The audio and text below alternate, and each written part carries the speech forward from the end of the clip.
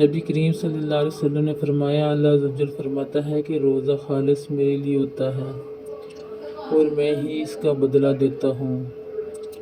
بندہ اپنی شہوت کھانا پینا میری رضا کے لیے چھوڑتا ہے، اور روزہ گناہوں سے بچنے کی ڈھال ہے۔ اور روزہ دار کے لیے دو خوشیاں ہیں۔ ایک خوشی اس وقت جب وہ افطار کرتا ہے، اور ایک خوشی اس وقت جب وہ رب سے ملتا ہے۔ اور روزہ دار کے منہ کی بو اللہ کے نزدیک مشک عنبر کی خوشبو سے زیادہ پاکیزہ ہے۔ مرحومین کو رنج نہ پہنچاؤ۔ حضور پر نور صلی اللہ علیہ وسلم نے ارشاد فرمایا، پیر اور جمعرات کو اللہ عز و جل کے حضور اعمال پیش ہوتے ہیں، اور انبیاء کرام علیہ السلام اور ماں باپ کے سامنے ہر جمعہ کو وہ نیکیوں پر خوش ہوتے ہیں، اور ان کے چہروں کی صفائی اور تابش یعنی چمک دمک بڑھ جاتی ہے۔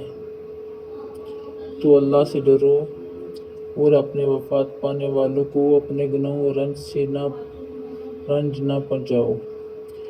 پیر اور جمعرات کو اللہ عز و جل کے حضور اعمال پیش ہوتے ہیں،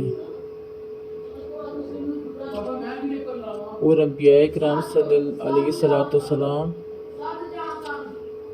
ماں اور باپ کے سامنے ہر جمعہ کو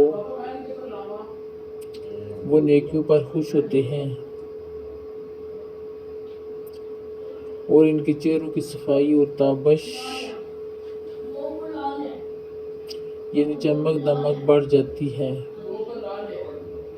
تو اللہ سے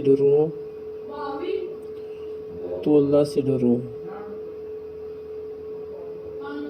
اور اپنے وفات پانے والوں کو اپنے گناہوں سے رنج نہ پہنچاؤ۔ رمضان کریم۔ آپ صلی اللہ علیہ وسلم نے فرمایا، جنت کا ایک دروازہ روزے داروں کے لیے مخصوص ہوگا، اس سے روزے داروں کے سوا کوئی اور نہیں گزرے گا۔